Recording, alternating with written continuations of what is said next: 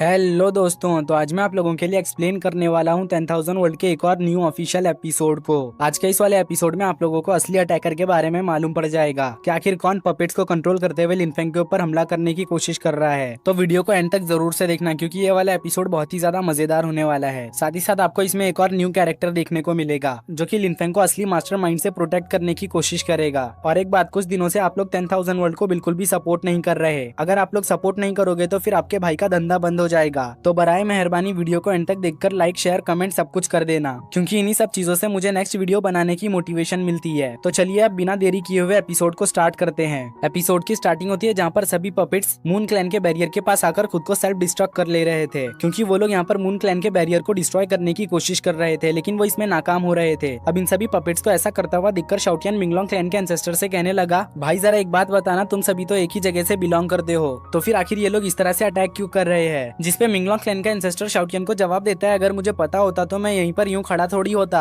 मैं तो जाकर उन लोगों को शांत करा रहा होता। वैसे भी ये सभी तो पपेट्स है जिनको की कोई कंट्रोल कर रहा है, और ये जो कोई भी कर रहा है वो बहुत ही खतरनाक पर्सन है। उस वक्त किन्यूवी अपने मूनवर्ल्ड क्लैन के आर्टिफैक्ट को एक्टिवेट करते हुए इन पपेट्स के हमले को ब्लॉक करने की कोशिश कर रही थी, लेकिन ये पपेट्स तादाद में ज्यादा होने की वजह से बहुत ही आसानी से अपने आप को डिस्ट्रॉय करते हुए आर्टिफैक्ट के पावर को कम करते जा रहे थे। और इसी बीच इन पपेट्स के लीडर ने एक बहुत ही पावरफुल अटैक करते हुए फाइनली मूनवर्ल्ड क्लैन के फॉर्मेशन बैरियर को भी डिस्ट्रॉय कर दिया, जिस कारण मूनवर्ल्ड क्लैन का आर्टिफैक्ट भी नीचे आकर गिर चुका। जो देखने के बाद तो मूनवर्ल्ड क्लैन के लोगों की फट चुकी। वो लोग यहाँ पर घबराने लगे। वो कहने लगे, अब तो यहाँ पर हमारा आर्टिफैक्ट भी कोई भी काम नहीं आने वाला, क्योंकि हम लोगों का इतना पावरफुल आर्टिफैक्ट भी इन पपेट्स के सामने कुछ भी नहीं कर पा रहा। लगता है अब हम सभी यहाँ पर मारे जाने वाले हैं। इस तरफ ये लोग इसी तरह से घबराते हुए डर रहे थे कि वहीं पे ये पपेट लिनफेंग को मारने के लिए उसके ऊपर हमला कर देता है। जो देखने के बाद लिनफेंग तो मुस्कुराते हुए फौरन से अपने पीछे व्हाइट गेट को ओपन करते हुए वॉइड में इंटर हो गया, जिस वजह से इस पपेट का अटैक लिनफेंग को कुछ भी नहीं कर पाता। लेकिन ये पपेट यहीं पर भी नहीं रुकता, उसने वॉइड में भी लिनफेंग के ऊपर हमला कर दिया। तो लिनफेंग इस पपेट के अटैक से बचते बचाते वापस से वॉइड से बाहर आ चुका,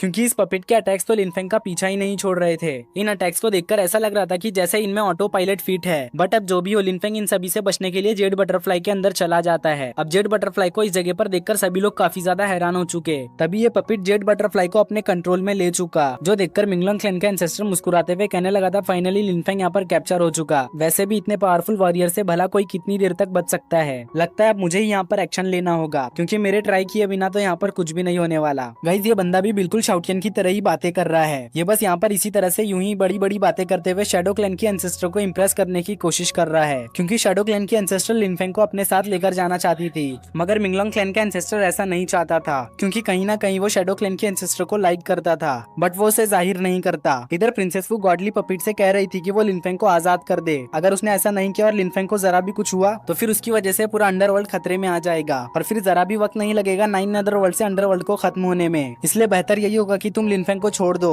देखो, अगर तुम्हें मरने का शौक है तो तुम बिला झिझक उसे पूरा कर सकते हो, लेकिन अंडरवर्ल्ड के लोगों को मरने का बिल्कुल भी शौक नहीं। इस वजह से जल्दी से तुम लिनफेंग को छोड़कर पीछे हट जाओ। जिसपे ये पपेट प्रिंसेस वू को जवाब देता है कि भला ये मामूली सा ह्यूमन रेस का बॉय आखिर पूरे अंडरवर्ल्ड को कैसे खतरे में ला सकता है। तुम यहाँ पर कुछ ज्यादा ही बकबक कर रही हो, लगता है तुम्हारी जुबान बंद करनी होगी। ये कहते साथ ही ये पपेट प्रिंसेस वू के ऊपर भी हमला कर देता है, लेकिन प्रिंसेस वू वक्त रहते ही इसके अटैक को डॉच कर लेती है। उसी वक्त यहाँ पर एक पावरफुल एनर्जी के साथ एक रेमिनेंट सोल अपीयर हो गई, जिसको देखते साथ ही मून क्लैन की ग्रेट एंसेस्टर काफी ज्यादा खुश हो जाती है और कहती है, ये तो एंशिएंट एंसेस्टर है। अब ये मून क्लैन की एंशिएंट एंसेस्टर इस पपेट को मारते हुए उससे जेड बटरफ्लाई हासिल कर लेती है। जो देख के सन ट्राइब का एंसेस्टर कहने लगता है, क्या ये लड़का मून क्लैन के लिए इतना ज्यादा इंपॉर्टेंट है कि उसे बचाने के लिए इन लोगों ने अपने एंशिएंट एंसेस्टर की रिमेनेंट सोल को भी दाव पर लगा दिया। अभी वो यहाँ पे इसी तरह की बातें सोच ही रहा था कि तभी हम जेड बटरफ्लाई में अंदर की तरफ लिनफेंग और शाओटियन को देखते हैं, जो बड़े ही मजे से चाय की चुस्कियां ले रहे थे। इन दोनों को तो बाहर क्या हो रहा है इससे बिल्कुल भी फर्क नहीं पड़ रहा था। उसी वक्त सन ट्राइब का एंसेस्टर लेडी एंसेस्टर के ऊपर स्नीक अटैक कर देता है, जिस वजह से मून क्लैन की लेडी एंसेस्टर की रिमेनेंट सोल डिस्ट्रॉय हो गई। ये देख के मून क्लैन की ग्रेट एंसेस्टर अपने एंसेस्टर के लिए परेशान हो चुकी, लेकिन उसका यहाँ पे परेशान होकर कोई भी फायदा नहीं, क्योंकि अब तो उसके ग्रेट एंसेस्टर की रिमेनेंट सोल खत्म हो चुकी है। वहीं पे किन्यूवी को भी इसके बैकलैश का सामना करना पड़ा, क्योंकि उसी ने यहाँ पर अपने एंसेस्टर की रिमेनेंट सोल को समन किया था। अब सन ट्राइब के एंसेस्टर के इस धोखे को देखकर सभी लोग उसके ऊपर गुस्सा हो चुके, और शैडो क्लैन की लीडर तो गुस्से से कहने लगती है, अच्छा तो इन सब चीजों के पीछे तुम्हारा हाथ था, तुम तो सच में एक नंबर के गद्दार इंसान हो। जिसपे सन ट्राइब का एंसेस्टर कहता है कि मेरे पास एबिलिटी थी, इस वजह से मैंने ये किया, तुम लोगों के पास एबिलिटी नहीं थी, इस वजह से तुम लोग यहाँ पर खामोश रहे। सन ट्राइब के एंसेस्टर की बातों से मिंगलोंग क्लैन के एंसेस्टर को गुस्सा आ चुका, क्योंकि सन ट्राइब का एंसेस्टर सीधा सीधा इन लोगों को कमजोर कह रहा था। इस वजह से मिंगलोंग क्लैन का एंसेस्टर कहता है, चलो फिर आ जाओ, देखते हैं कि किसके अंदर एबिलिटी है और किसके अंदर नहीं। ये कहते हुए वो सन ट्राइब के एंसेस्टर से फाइट करने जाने लगा, लेकिन मून क्लैन की ग्रेट एल्डर उसे रोक लेती है और कहती है कि अभी के लिए तुम सन ट्राइब के एंसेस्टर का मुकाबला नहीं कर सकते, क्योंकि वो खुद तुम्हारे जितना पावरफुल है, प्लस उसके पास ये पपेट भी है जो कि तुमसे ज्यादा की ताकत रखता है। तो बेहतर यही होगा कि तुम यहाँ पर थोड़ा सब्र रखो। अब सन ट्राइब का एंसेस्टर बाकी दोनों क्लैन के एंसेस्टर से कहने लगा, मैंने तो तुम लोगों को पहले ही एक चांस दिया था मेरा साथ देने का, लेकिन वो तुम लोग ही थे जो मेरा साथ नहीं देना चाहते थे। चलो अच्छा ही, अब मैं अकेले ही जेड बटरफ्लाई को ओन करूंगा, साथ ही साथ लिनफेंग के बाकी के ट्रेजर्स को भी मैं खुद रख लूंगा। वैसे अगर तुम लोग चाहो तो यहाँ पर पछता सकते हो, खैर तुम लोग तो इसी लायक हो, इसके अलावा तुम कर भी क्या सकते हो। अभी वो यहाँ पे इसी तरह की बातें कर ही रहा था कि तभी इस जगह पर एक बहुत ही पावरफुल धमाके के साथ एक खतरनाक बीस्ट अपीयर हो गया, जिसको देखते साथ ही यहाँ मौजूद सभी लोग काफी ज्यादा शॉक थे। सबसे ज्यादा तो ये शैडो क्लैन की लीडर थी, वो कहने लगी ये तो 9 नेदरवर्ल्ड के सबसे पावरफुल बीस्ट लॉर्ड जिन्यू है। ऐसा कहा जाता है कि एंशिएंट टाइम में ये एक बहुत ही पावरफुल एंटिटी हुआ करते थे, इनफैक्ट ये तो गॉड एम्परर लेवल को भी अचीव करने वाले थे, लेकिन एंशिएंट टाइम में हुए बैटल की वजह से ये काफी ज्यादा इंजर्ड हो गए थे। मुझे लगा नहीं था कि ये इस वक्त यहाँ पर अपीयर होंगे, लगता है अब सन ट्राइब की खैर नहीं। इधर सन ट्राइब का एंसेस्टर भी लॉर्ड जिन्यू को देखने के बाद काफी ज्यादा हैरान था, वो फौरन से उन्हें ग्रीट करने लगा और ग्रीट करते हुए कहने लगा, सीनियर जूनियर का ग्रीट एक्सेप्ट कीजिए। ये सुनकर ये बीस्ट सन ट्राइब के एंसेस्टर से कहता है कि आखिर तुम्हारी हिम्मत कैसे हुई मुझसे इस तरह से बात करने की, मेरे डिसाइपल और एम्परर के बेटे के ऊपर हमला करने के बाद तुम सोच भी कैसे सकते हो कि मैं तुम्हारी ग्रीटिंग्स को एक्सेप्ट करूंगा।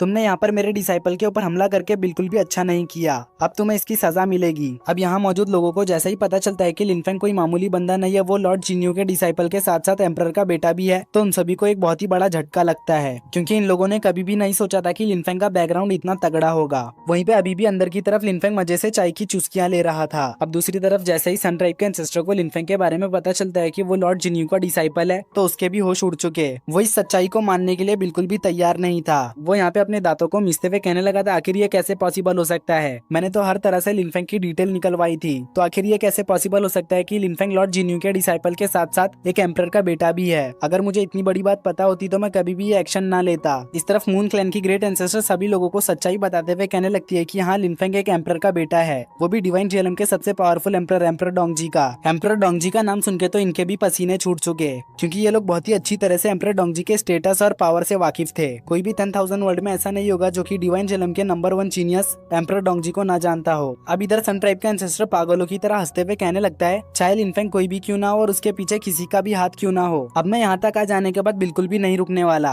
क्योंकि आगे कुआं है तो पीछे खाई, मैं चाहकर भी यहाँ से नहीं भाग सकता। जो कहते हुए वो सबसे पहले जेड बटरफ्लाई को टारगेट करता है। ये देखकर लॉर्ड जिन्यू फौरन से इसे रोकने की कोशिश करते हैं, लेकिन ये लॉर्ड जिन्यू के हाथ में नहीं आता। तो लॉर्ड जिन्यू कहने लगे थे, लगता है तुम पागल हो चुके हो, अगर इस बारे में एम्परर डोंगजी को पता चला तो वो तुम्हारे साथ साथ पूरे अंडरवर्ल्ड को ही तबाह करके रख देगा। तो सन ट्राइब का एंसेस्टर कहता है, आखिर ये एम्परर डोंगजी है क्या, वैसे भी नॉर्थ पोल के एम्परर को लिनफेंग का सर चाहिए, इसलिए एक मर्तबा में लिनफेंग का सर उसे लेकर जाकर दे दूं, उसके बाद तो वो मुझे प्रोटेक्ट करेगा। तो लॉर्ड जिन्यू सन ट्राइब के एंसेस्टर से कहते हैं कि तुम एक नंबर के बेवकूफ हो, अभी तुम एम्परर डोंगजी को अच्छी तरह से जानते नहीं, अगर जानते होते तो ऐसी हरकत बिल्कुल भी नहीं करते। जो सब सुनने के बाद भी सन ट्राइब का एंसेस्टर बिल्कुल भी नहीं रुकता, वो तेजी से जेड बटरफ्लाई की तरफ बढ़ने लगा। तो ये देखने के बाद शैडो क्लैन की लीडर सन ट्राइब के एंसेस्टर को रोकने के लिए जाती है और कहती है कि तुम लिनफेंग को हाथ नहीं लगा सकते, लिनफेंग से दूर रहो, खबरदार जो तुमने लिनफेंग को टच किया। अब शैडो क्लैन की लीडर को खुद की तरफ बढ़ता हुआ देखकर सन ट्राइब का एंसेस्टर अपने पपिट से उसके ऊपर हमला करवा देता है, जिस वजह से शैडो क्लैन की लीडर घायल होकर नीचे गिरने लगी, मगर मिंगलोंग क्लैन का एंसेस्टर वक्त रहते ही जाकर उसे कैच कर लेता है। और अब वो शैडो क्लैन की लीडर को इस तरह से घायल देखकर बहुत ही ज्यादा गुस्सा हो चुका।